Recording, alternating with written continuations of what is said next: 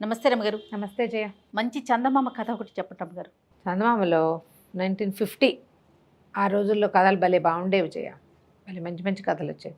తర్వాత కాలం అంటే మొదటి కాలంలో అనిపిస్తుంది నాకు ఈ పంచతంత్రంలోవి, తర్వాత ఏమో ఈ కథా సరిత్సాగరంలోవి, తర్వాత కాశీ మజిలీ కథల్లోని మాడిఫై చేసేవాళ్ళు చాలా కథలు బాగుండేవి, ఇంట్రెస్టింగ్గా. నీతి కథ ఒకటి చెప్తాం. ఓ ఇద్దరు అన్నదమ్ములు ఉన్నారట ఒక పల్లెటూళ్ళలో. ఏదో చిన్న పొలం ఉండేది, ఏం పెద్ద ఆస్తిపాస్తి లేవు. ఓకే. అయితే ఇంకా పెళ్ళిళ్ళు అవ్వాల. ఏమనుకున్నారంటే చుట్టుపక్కల ఎక్కడైనా బాగా సంపద వచ్చేది ఏదైనా బాగా సంపాదించేసేయాలి. నాన్న ఇచ్చింది ఏమి లేదు ఎక్కువ, అందుకని సంపాదించాలంటే వారా వీరా ఊళ్ళో వచ్చే హరిదాసుల్ని వాళ్ళని వీళ్ళని బాగా డబ్బులు సంపాదించాలంటే ఏం చేయాలని అడిగేవాళ్ళు. ఒక్కళ్ళు ఒక్కటి ఏవో చెప్పేవాళ్ళు. కొన్ని ఫీజిబుల్గా ఉండేవి, కొన్ని ఉండేవి. ఇప్పుడు మన వ్యాపారాలు డజన్ల కొద్దీ వింటాం. అవును. ఏదో ఒకటి నచ్చుతుంది, అది దిగడం కష్టమని అది మానేస్తారు చాలామంది. వందల కొద్దీ కథలు వింటే ఓ కథ నచ్చుతుంది ఒక సినిమాకి కదా. వ్యాపార మార్గాలు కూడా అంతే, వందల వ్యాపారాలు వినాలి. విన్నాక అందులోంచి ఒకటి మనం సెలెక్ట్ చేసుకోవాలి, అది మనం చేయగలమో లేదో చూసుకోవాలి చాలా. అయితే ఏమైందంటే ఈ మన ఆ ఊరి మున్సబ్ గారింటికి, అంటే అప్పట్లో కరణం గారు ఉండేవారు, మున్సబ్ గారు. కరణం గారింటికి ఎవరో చుట్టాలు ఆయన వచ్చాడు. ఆయన సాయంత్రం అయ్యేసరికల్లా పిచ్చాపాటి మాట్లాడుతూ వాకిట్లో కూర్చునేవాడు. ఆ కూర్చుని ఆయన ఏం చెప్పాడంటే, ఇక్కడికి వారం రోజులు ప్రయాణిస్తే, 4-5-6 రోజులు ప్రయాణిస్తే వచ్చేటువంటి అదేదో ఒక కొండ, మబ్బు కొండ అంటారు. ఆ కొండ మీద లోయలో బంగారం ఉందని తెలుసుట ఆయనకి. మా ఊళ్ళలో చాలామంది ఆ కొండెక్కి బాగుపడ్డారు. అలాగని మా ముత్తాత చెప్పేవాడు, లేదా మా తాత చెప్పేవాడు. అంటే అలాగుంటుందండి అయ్యగారు అని అడిగారు వాళ్ళు. ఉంటుంది, ఉంది. అది తెచ్చుకుని బాగుపడ్డ కుటుంబాలు ఉన్నాయి. కష్టం రా ఆ పని. ఓ 15-20 మంది కూలీలైనా వెంబడి పెట్టి తీసుకెళ్ళాలి, వాళ్ళందరికీ తిండి ఏర్పాటు చేసుకోవాలి, మరి కొండ మించి బంగారం తవ్వుకుని తెచ్చుకోవాలి. అది కష్టం. ఈ కూలీల్లో ఎవడైనా ఎగేసిపోతాడు, ఏమైనా జబ్బులు వస్తాయి అని ఇలా మాట్లాడాడు. మాట్లాడితే వీళ్ళు బాగా ఆలోచించారు ఇద్దరు. సరే అన్నయ్య ఏమన్నాడంటే, వీరన్న సోమన్న ఇద్దరు పేర్లు. సోమన్న పెద్దవాడు, వీరన్న చిన్నవాడు. అన్న తమ్ముడు ఇద్దరు మాట్లాడుకున్నారు. ఏమన్నాడు పెద్దవాడు, అరే అట్లా కాదురా, ఏముంది ఈ ఊళ్ళో, నాన్న ఇచ్చింది ఓ చిన్న చెక్క అమ్మేద్దాం. ఈ చెక్క అమ్మేసి ఒక 4 రోజులకి సరిపడా ఆహారపు దినుసులు ఏర్పరచుకుందాం. ఊళ్ళో నుంచి ఒక 20-25 మంది కుర్రాళ్ళు మనబోటి వాళ్ళే ఖాళీగా ఉన్నారు. కూలీ వస్తే చేస్తారు, లేకపోతే వాకిళ్లలో పడుకుంటారు. ఏముంది ఇక్కడైనా ఓ ముద్ద దొరికేది, ఆ ముద్దేదో మనమే వేద్దాం, తీసుకెళ్దాము, మనకు తెలిసింది కదా అని అడిగాడు. అడిగితే సరే తమ్ముడు కూడా ఒప్పుకున్నాడు. అన్నయ్య బలంతో పెడుతున్నాడు, ఆ బంగారం ఏదో కళ్ళ చూద్దామని. ఈ రెండో వాడికి ఏంటంటే కొంచెం ఒళ్ళొంచి పెద్దవాడి కంటే కూడా ఎక్కువ పనిచేసే రకము. తర్వాత వెళ్ళే దారి ఆసక్తికరంగా ఉంది, ఎక్కడికైనా వెళ్ళటం అవన్నీ. అక్కడి నుంచి ఏమన్నారు, ఓ పంచి మన ఇద్దరం, నాన్న చెక్క చెరిసగం కదా, సగం డబ్బు నేను తీసుకుంటా, సగం డబ్బు నువ్వు తీసుకో. ఓకే. మరి నేను మనుషులను పెట్టుకుంటా, నువ్వేం చేసుకుంటావో నీ ఇష్టం, నీది నువ్వు తవ్వుకో, నాది నేను తవ్వుకుంటా. ఆ కొండ మీద తవ్వినంత బంగారం. ఇది కూడా బాగానే ఉంది. ఆ తమ్ముడు కూడా ఒక వారం రోజులకి 10 రోజులకి అక్కడికి వెళ్ళడానికి సరిపడా ఆహారపు దినుసులు, కాస్త డబ్బులు జేబులో పెట్టుకున్నాడు అంతే. నేను చెక్కను, నేను నీతోటే ఉంటా, నువ్వు అందరు కూలీలకి ఏమి ఇస్తావో నాకు కూడా అదే ఇద్దుగా అని చెప్పాడు. సరే అన్నయ్య మాత్రం ఒక 20 మందిని ఏర్పరచుకున్నాడు. నా జట్టు నేను అక్కడికి వెళ్ళాక ఆలోచిస్తాను, చేయి బుద్ధి అయితే అప్పుడు చేస్తానన్నాడు తమ్ముడు. సరే ఈ తమ్ముడితో లాభం లేదు, కానీ వాడు తనకు తోడుంటాడు. తమ్ముడు తనని మోసం చేయడం అతనికి తెలుసు. ఓకే. సరే ఏం చేశారు, ఒక 20 మందిని జట్టుని ఏర్పరచుకున్నారు. మరి ఎవరి మూటలు వాళ్ళు మోసుకోవాలి, అంత ఫుడ్ అంతా మోసుకెళ్ళొద్దు, పప్పు బియ్యం అన్నీ అవన్నీ చిన్న చిన్న మూటలు చేసి. అప్పట్లో మనకు మళ్ళీ సబ్బా నూనె ఏం కావాలి, వేళకి తిండి తెప్పిస్తే ఏమీ అవసరం లేని రోజులు అవి.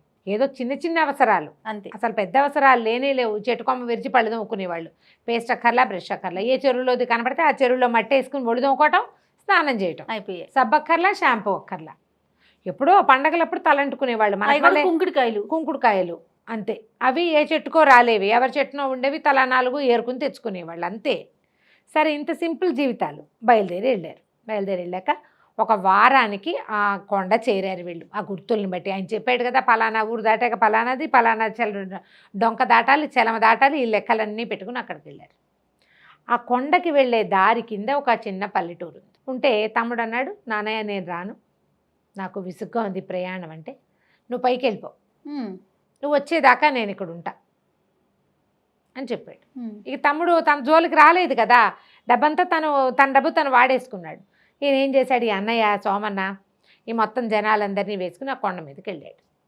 ఈ కింద ఊళ్ళో ఉన్న ఈ తమ్ముడు ఏం చేశాడు, ఆ ఊళ్ళోకి వెళ్ళాడు. ఊళ్ళోకి వెళ్తే ఏదో కాస్త పాడి పంట ఉన్న చిన్న ఊళ్ళు అది.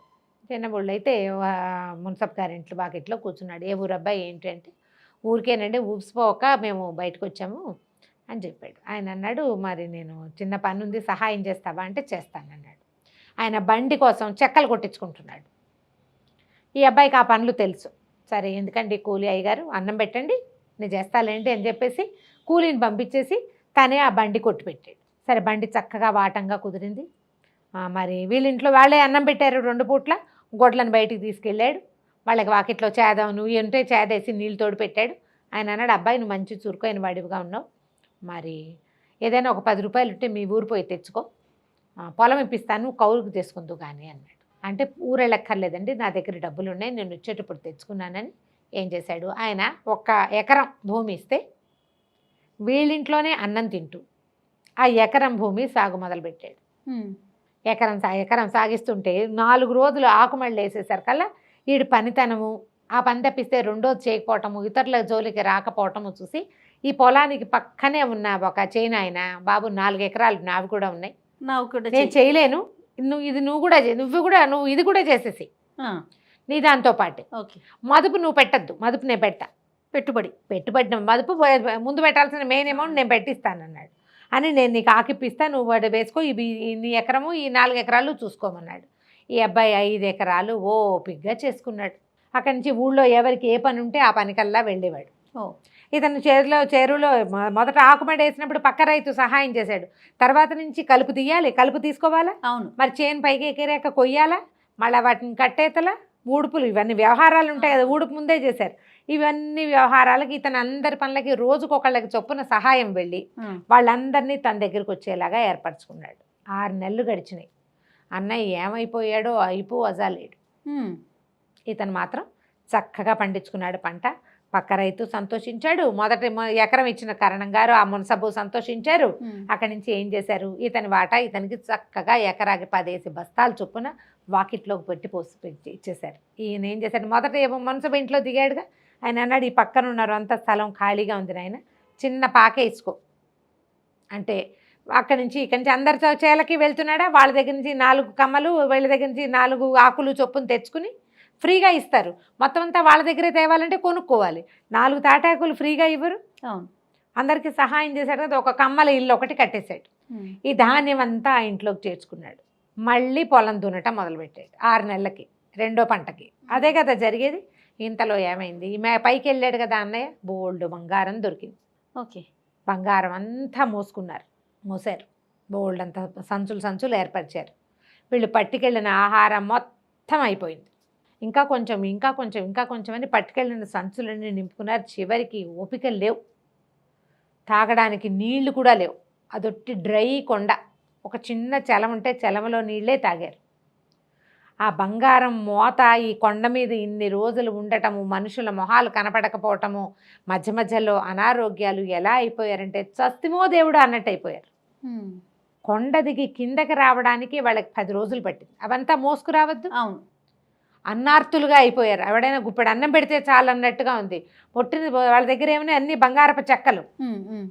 బంగారం ఏం పెడుతుంది, అన్నం ఎక్కడి నుంచి పెడుతుంది. అదే అక్కడి నుంచి దిగొచ్చి ఊళ్ళో ప్రవేశించారు.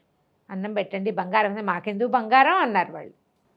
వచ్చిన వాళ్ళు ఊళ్ళో వచ్చినట్టు పూలబడిపోయి ఉన్నారు, ఏమీ లేదు.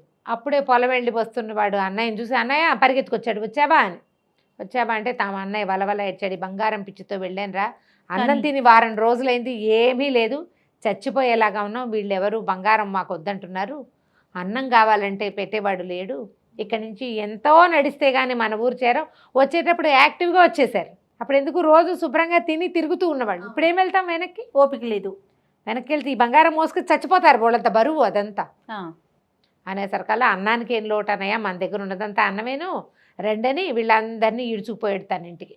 అప్పటికప్పుడు కాస్త పెద్ద పొయ్యి ఒకటి వెలిగించి, ఒక పెద్ద గుండికి పక్క వాళ్ళు ఎవరి దగ్గర నుంచో తెచ్చి అంత అన్నం వండి, కూర వండి, ఊళ్ళో ఇంచే ఒక పెరుగు పట్టుకొచ్చుకుని అన్నం పెట్టాడు. తమ్ముడు అన్నయ్య ఆశ్చర్యపోయాడు, ఎక్కడిది రండి, అంతా మందేనన్నయ్య అన్నాడు. వీళ్ళు తెచ్చిన బంగారపు సంచులు వెలవెలపోతున్నాయి ఆ లోపల ఉన్న ధాన్యపు రాశి ముందు. ఆ ఇంట్లో ఉన్నది ఎన్ని బస్తాలో ధాన్యం ఉంది కదా, ధాన్యం మనకి ఏం భయం లేదు, హాయిగా ఉండొచ్చు. వీళ్ళకి నా 5 ఎకరాలు కాకుండా ఇంకో 5 ఎకరాలు కూడా కౌలుకి ఇస్తామంటున్నారు అనేసరికల్లా తన్నయ్య అన్నాడు, ఒరే నేను తెచ్చిన బంగారం ఏముందిరా ఈ నల్ల బంగారం ముందు, మట్టిని మించిన బంగారం ఏదీ లేదు. ఇప్పుడు తవ్వుకొచ్చాడు, ఆ బంగారాన్ని పాత పెడితే ఏమొస్తుంది, అదే బయటకు వస్తుంది, దాంతో ఏమీ రాదు, దానివల్ల రక్తపాతాలు వస్తాయి. అవును, రక్తపాతం వస్తుంది, దానివల్ల గొడవ వస్తుంది, దానివల్ల ఇబ్బంది వస్తుంది. ఈ ఊళ్ళో వాళ్ళకి బంగారపు కొండ వాళ్ళకి దగ్గరున్నా వాళ్ళకి అవసరం లేదు, ఎందుకంటే కష్టపడి పని చేసుకుంటారు. ఈ బంగారాన్ని ఏం చేసుకుంటాం. అన్నయ్య కూడా ఇక కూలీలందరికీ చెప్పాడు, ఎవరికి ఏది కావాలంటే అది పట్టుకుపోండి, ఓకే మీరు మోయగలిగింది ఆశగా పెట్టి చెయ్యొద్దు, మీరు మోయగలిగింది పట్టుకెళ్ళండి. ఈ ఊళ్ళల్లో ఏమీ బంగారం మారకం లేదు అక్కడ. కూలీలంతా 2 రోజులు అన్నం తిని ఇక్కడే తలా చెక్క పట్టుకుపోయారు, అంతకంటే పట్టుకెళ్ళలేరు. అది మోత బరువు, అన్నం నీళ్ళు ఏం పెట్టదు మధ్యదారిలో. ఊళ్ళల్లోకి వెళ్ళాక ఏదైనా కరిగించగలిగితే ఏదైనా చేయగలిగి ఆ రోజు అది. అన్నయ్య కూడా ఇంకా ఇక్కడే తమ్ముడు వెనకాలే ఉండిపోయాడు, శుభ్రంగా వ్యవసాయం చేసుకున్నాడు. ఆ ఊళ్ళోనే ఓ పిల్లని తేరుకో పిల్లని పెళ్లి చేసుకున్నారు, హాయిగా ఉన్నారు. నల్ల బంగారాన్ని మించిన బంగారం ఏదీ లేదు. నిజమైన బంగారం దాని విలువ దానికి ఉన్నప్పటికీ మట్టి విలువ బంగారానికి ఎప్పటికీ రాదు. ఎందుకంటే బంగారం రకరకాల సమస్యలను సృష్టిస్తుంది. అవునండి, కానీ బంగారాన్ని సృష్టించలేదు, కానీ మట్టి బంగారాన్ని సృష్టించగలదు. అందుకని మట్టికి విలువ ఇవ్వాలి, మట్టిని నమ్మాలి, గౌరవించాలి. మనం మట్టిలోనే పుట్టాం, మట్టిలోనే కలిసిపోతాం, మట్టే మన జీవనాధారం అని కనుక గ్రహించుకుని ఉంటే బంగారాన్ని గురించిన వెంపర్లాటే అక్కర్లేదు. ఎంత సంపాదించుకున్నా చివరికి మనం పోయేది ఆ మట్టిలోకి, అంతే. ఆ బంగారం మనని కరిగించదు, మన ఏం చేయదు. చాలా బాగుంది రమ్మగారు, సూపర్. నమస్తే. నమస్తే.